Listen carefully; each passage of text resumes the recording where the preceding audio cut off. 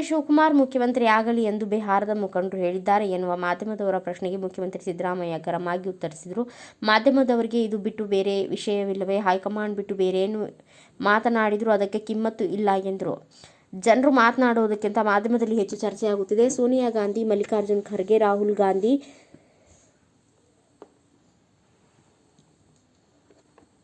ನಮ್ಮ ಹೈಕಮಾಂಡ್ ಜನರು ಏನೇನೋ ಮಾತನಾಡಿಕೊಳ್ತಾರೆ. ಹೈಕಮಾಂಡ್ ಹೇಳಬೇಕೆಲ್ಲವಲ್ಲ ಎಂದರು. ಸಚಿವ ಸಂಪುಟ ಪುನರ್ರಚನೆ ಬಗ್ಗೆ ಬಿಹಾರ ಚುನಾವಣೆ ಮುಗಿದ ಬಳಿಕ ನವೆಂಬರ್ 15ಕ್ಕೆ ದೆಹಲಿಗೆ ಹೋಗಿ ಚರ್ಚೆ ಮಾಡುತ್ತೇನೆ ಎಂದು ಹೇಳಿದರು.